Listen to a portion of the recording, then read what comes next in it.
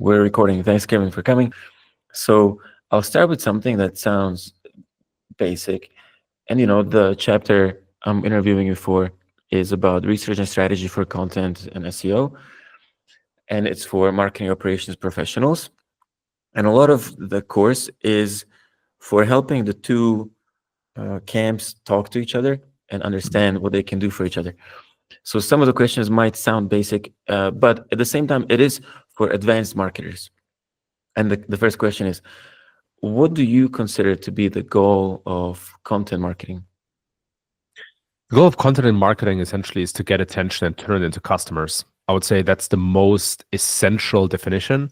Of course, there's also the question of how to do that, like what separates content marketing from other channels like advertising.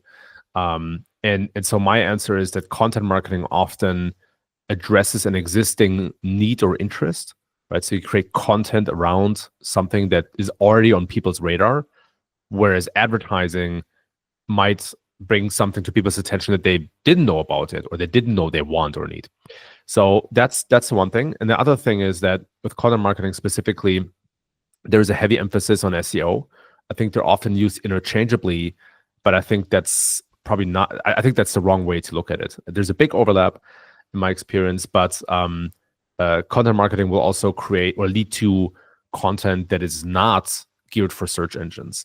And it might not also have to be text. I think you can do content marketing for video or for audio, right? So there are different formats, but at the end of the day, you're appealing to something that people already have an interest in. Thank you. Yeah, that's an important distinction. The one with advertising. Thank you very much. I also think about it as allowing people to make the best possible informed decisions. So instead of convincing them, you're enabling them. I think about that a lot in content. So from the point of view of a content professional, what issues as well as opportunities have you experienced in teams where you could work with analytics pros, automation pros, and other marketing operations professionals? There's one glaring burning issue that comes up in almost every company that I work with, and that's to precisely measure the impact of content marketing. And the challenge is that most of content marketing is not close to conversion.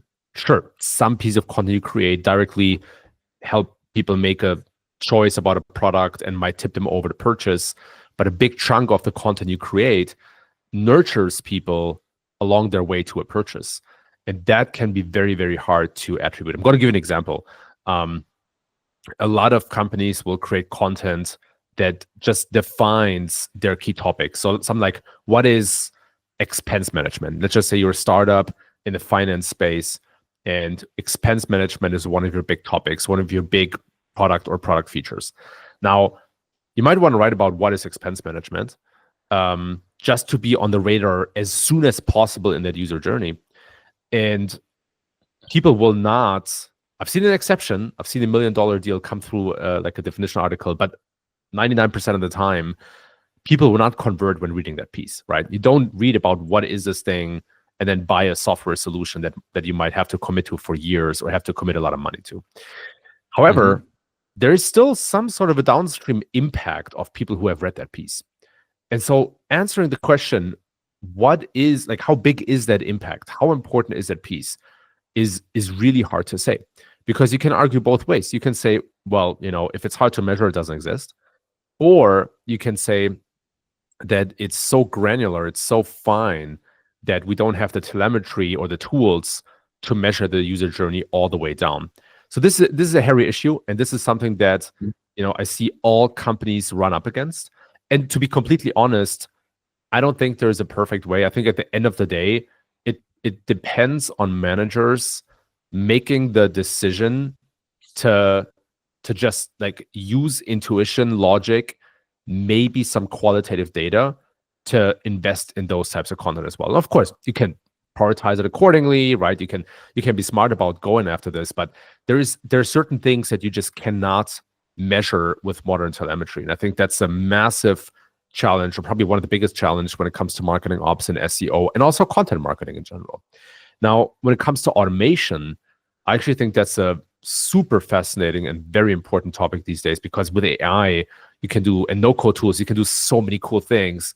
And I would argue that we're actually moving in that direction to become the default, where instead of marketing being a sequence of campaigns, it actually becomes a system that you automate and that you iterate on and optimize over time. So I think the challenge there for marketing ops, especially when it comes to content marketing and SEO, is to first of all understand, okay, how can we empower the team and give them the tools they need to automate certain workflows? How can we learn from experiments, because there is no perfect blueprint yet in that regards? And then three, what are all the ways that this could go wrong? What are some of the dependencies that we need to manage? How do we manage hallucination? Who's responsible for certain pieces of the task of the system? I mean, is it marketing ops? Is it content marketing? And then at the end of the day, also, like what are the goals? Yeah, thank you very much. It made me think of a lot of stuff. One of them is how the measurement will not be perfect, and it is a hairy issue. But I've experienced at SEMrush, or when I had a content agency that worked for Amplitude, which is a publicly traded company as well, the big guys, that usually the silos and the communication gap between content people and the analytics people is just so strong that it could be done a lot better. So for instance, in one of the companies I mentioned, we were given an attribution model without the content team having a say on what matters. Of course, the people building it were super smart and they knew a lot about marketing. Of course, they did analytics for marketing and they had done it for years, but they were not experts in content and what we might be interested in. So the attribution model, actually, when it came, it made our results stronger than the model we were using before. So I couldn't complain, right? It made us look better overnight. But I just kept thinking about how it could have been even better. And even if it's not accurate data, it is directional data. I can still compare. If it's the same model, I can compare month to month, year to year, campaign to campaign, piece of content to piece of content. And I just felt like there was so much money being left on the table, and I couldn't pinpoint to it. And I was also too busy with running the content operations and hiring for the content team and setting up the SOPs for content. I couldn't really get deep into the attribution model, which maybe if I stayed longer in that position, maybe that would have been one of the priorities. I would have gotten to it eventually, but not in the time that I did have. And I still think it's fully doable to at least do it better. And I found in analytics, and I used to work as a director of analytics at an analytics agency, and I found that even improvements count a lot, even if it's not perfect. So that's what I'd like to encourage everyone to, that this is something we'll definitely include in the course. And now I'll get into the next question. So I'm going to be introducing different terms that marketing operations people need to know that relate to content research and strategy. I'm focusing on advanced terms only because, again, it's marketing operations people. They're advanced marketers. So I'm thinking about terms such as relevance and search intent and how they compare to keywords and keyword research. And then, of course, the concepts of pillar content and content clusters, site architecture and internal linking, topical authority, information gain, like what you described in your article or what some of my other coworkers have described. Can you think of any other non-self-explanatory terms that we should mention in your opinion? Oh, let's see. It's a good question. Information Or gain, the research topical and strategy relevance phase? in the strategy phase. Well, let's see. That's a good question, man. I'm trying to teach marketing operations pros the language that content people might be throwing around. I think maybe two could be, one is EEAT. I think that is being mentioned a lot. And then the other one is authority. And they kind of go hand in hand, of course, right? But I think what's really important to understand is that, like content marketers and SEOs for the matter will often use the term EAT as something that Google is looking for, and it's more of an outcome than an input, if that makes sense, right? So the term EAT comes from Google's quality rater guidelines. It describes expertise, authority, experience, and trustworthiness. Not in that order, but you get the point. And it's something that Google, like all the quality rater guidelines, describe a good outcome of the search results, but not what marketers or people have to do to get there. So that's really important to differentiate, because sometimes I hear people say, hey, we need to do this to improve our EAT score, or this will lead to better EAT. And it's, I know where they're coming from, and it's probably mostly semantics, but it's important to understand that this is more of the result that people wants to get to, rather than, that Google wants to get to, rather than something that Google specifically measures to get to that result. That's one thing. The other thing, authority, I think is important because we often confuse authority with just backlinks. If the site has high authority, it has high backlinks, and that's not the case. Backlinks are just one small piece of the puzzle, but we're also talking about something like brand awareness, branded searches. We're talking about things like, like the types of topics that a brand is known for. We're talking about citations, whether in research or other articles. We're talking about mentions. We're talking about direct traffic. So there's a lot that goes into authority. And at the end of the day, you can think about it like, how well is a site or a brand known for a specific topic? And that is not the same as relevance, right? Because being known for something and having something relevant to say about some topic, those are somewhat different. So it's very important to understand the difference here. And then maybe I think one more term that came to mind is the difference between branded and non-branded searches, or generic keywords and non-generic keywords. So essentially, they're interchangeable, right? So a generic keyword is basically a non-branded keyword. So your brand name does not appear in the keyword. And it's so critical to differentiate the two, because your site will most likely rank in the #1 position for most branded terms, with a few exceptions. But non-branded terms, that's where the money is. That's where you compete, and that's where you can focus on growth. So I've seen a lot of, it's a hairy question or a hairy challenge, but I see a lot of companies treating organic traffic all the same. But then you start doing content marketing or SEO, and you really can only move the needle on non-branded keywords.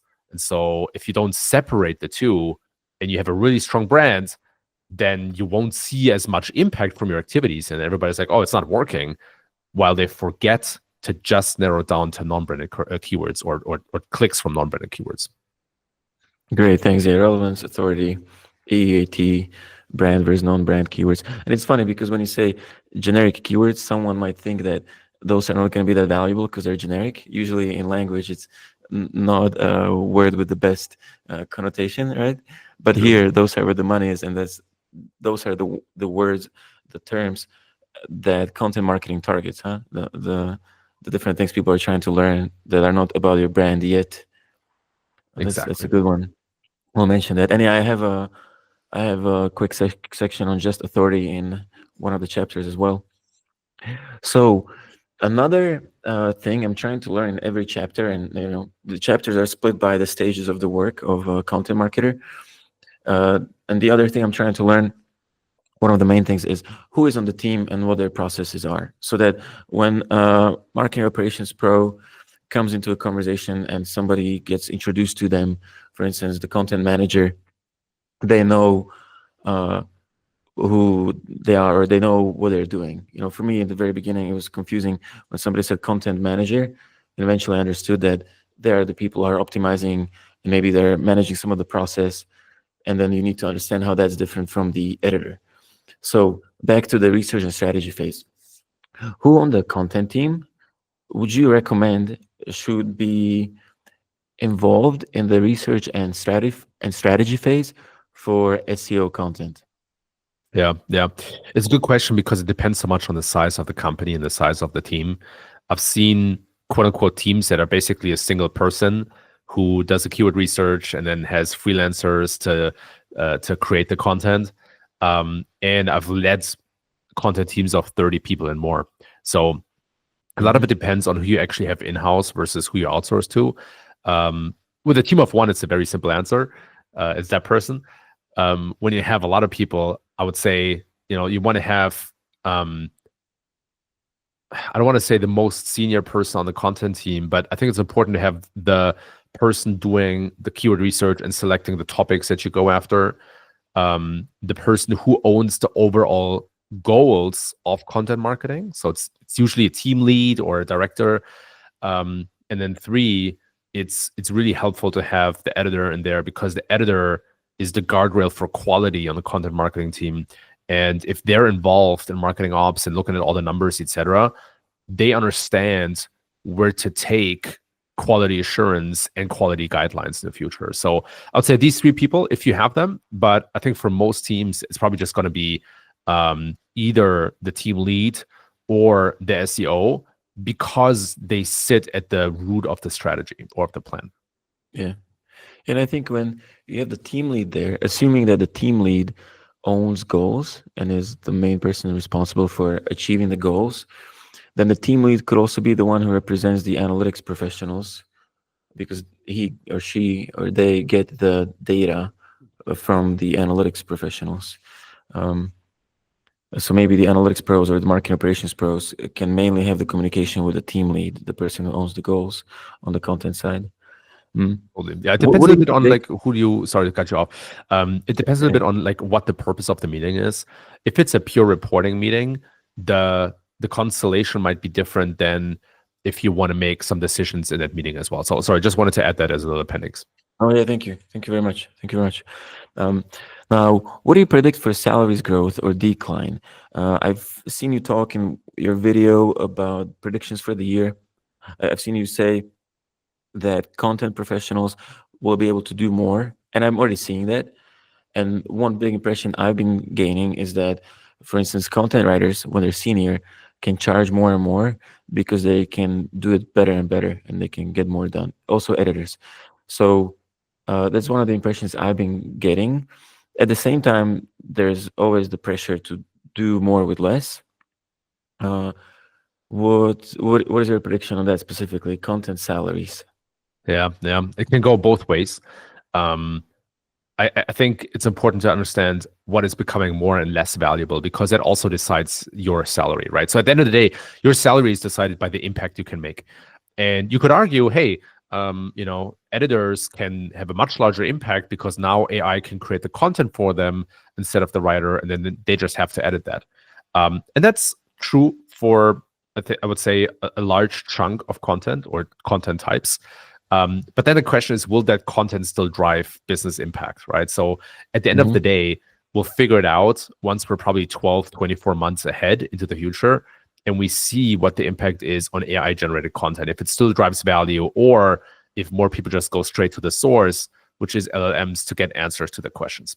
That being said, generally, again, we can give an answer to that theory based on what will become more and less valuable. Again, the writing itself, less valuable unless we're talking about including a really strong brand voice, right? So if brand voice is really important to you, if it's important that when people read the content, they know who it's from, no matter whether they see a website or a logo, that's important to you, you probably still want a writer. AI is getting much better at mimicking this, but there's still a lot of variance in the style and the output, etc. But in general, I think writing itself less important.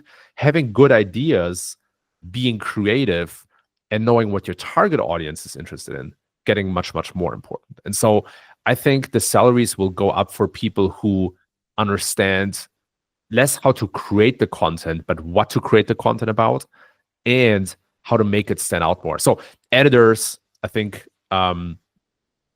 question mark. Writers, most of them will probably see a decrease in salaries, but something like creative directors, like researchers, analysts, data storytellers, maybe there's some new professions or titles that we need. I think all of their value is going significantly up because they can use AI for a lot of the legwork and then really focus on the stuff that makes content stand out. So to answer your question, to summarize all of that, I think we're going to see new titles and new roles pop up with much, much larger salaries. I think there's some roles where it's a question mark, and it will probably depend on the industry, their personal brands, their experience, and whether they work for a company that has an appetite for, to like really stand out in a style that's not available yet. And then there's some other roles where it's certain that they will probably see a decrease in salaries, and that's probably writers. Yeah. I've also been thinking about how marketing operations can really enable the content people. And so I think a marketing operations professional has a direct impact on the salary growth and promotion of their peers on the content side of the team. And then I also think about, and I think a lot about relationships and how people tend to want to talk to people and read from people and people's experiences, human to human. And so if marketing operations can systematize, and this is just a brainstorm that I just thought of, if marketing operations can systematize how firsthand hands-on input can be collected for content, maybe through an internal CRM that's not targeted at customers but targeted at partnerships. So maybe it's about systematizing partnerships would be another way to say it. Maybe that can also increase the value of everybody's work, and then everybody gets a raise in the process. Yeah, big time. Of course, sure. Yeah. There's so many cool new ways that AI can make, can lead to better content. And I agree. I think marketing ops can systematize that. For example, by saying, hey, just to brainstorm with you, it would be super valuable to get a blog article from our CFO, but they're constantly busy, so there's no way for us to get their time. Why don't we pre-write an article with AI? We send that over to them, and they record a 5 or 10-minute memo based on their own experience. We use that transcript to improve the article, and then they've basically written a blog article, right? So systematizing that and setting up the pathways to make that happen, that would have a huge impact, and it's actually very hard for any other type of role except for marketing ops to do this. Yeah, systematizing how you get somebody's own expert experience, and that's probably one of the things today that has been making it hard to scale content production. Or at least we content people tend to think that scaling content is hard. But if you systematize getting insights, then it shouldn't be that hard anymore. Right. So that could be something. Okay, Kevin, I have a few more things. I'll see if we can go through them quickly, or some of them. So one of the assets I'll be sharing will be SOPs or documentation, so that, again, the marketing operations professionals know what the content people are doing and which steps might need to be supported, for instance, in the content production. I'll be sharing some that I've made or some that I've used. And this, at the same time, could be an opportunity to really strongly feature the experts like you who are contributing to the chapters. If you'd like to have your name or brand on an SOP or a template, feel free to mention it now, or I can send you a recap and you can send it to me later. It'll be downloadable so that the course viewer can download it as a file to use in their own work if they like. Cool. So that's one. And I'll get into tools because, again, we're talking about marketing operations, so it's very, very tool-oriented.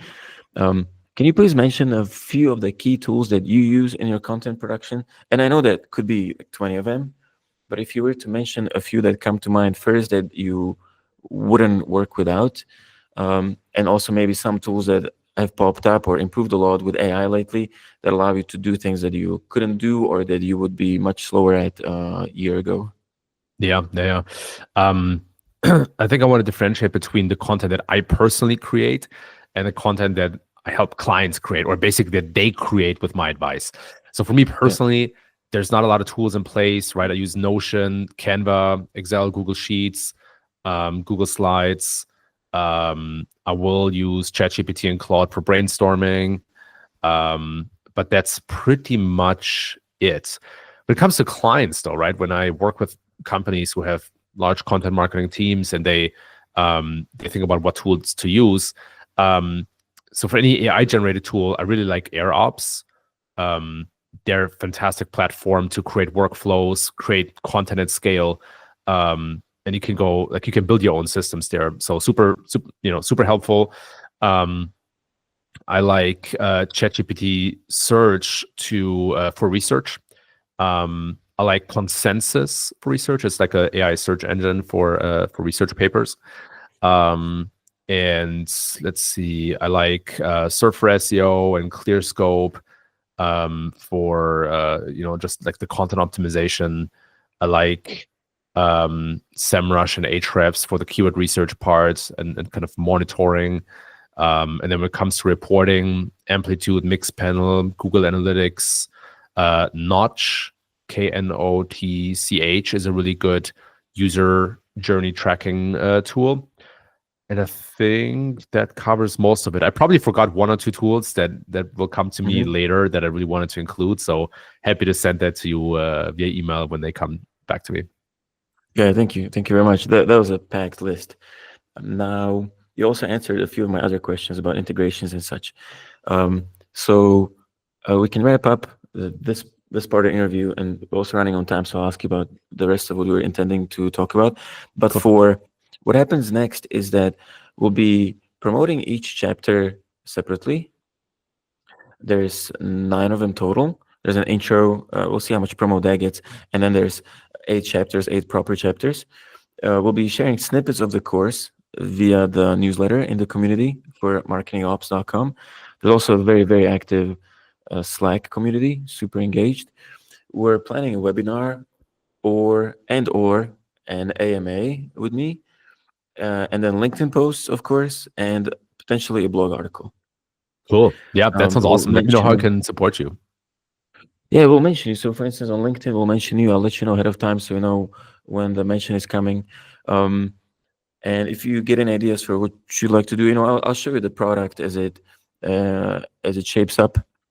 And what we're trying to do through the guests is, of course, get your insight, but also one of the biggest things the course can do is to bring new people to the community.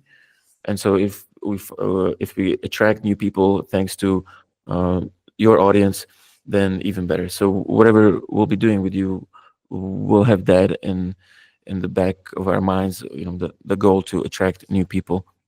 Awesome. If you feel like having me as a guest, if I can invite myself on an episode of something you put out on YouTube, where I could speak more to the potentially, the overlap of marketing ops professionals and content professionals, then maybe we can do something together there. Of course, I'll mention the course, and I'm getting a lot of thoughts in my head about how to remove the silos so everybody can help each other. And those are my thoughts on how the co-promo can work. But I'll follow up on that, of course. Sounds good, man. I'll let you know.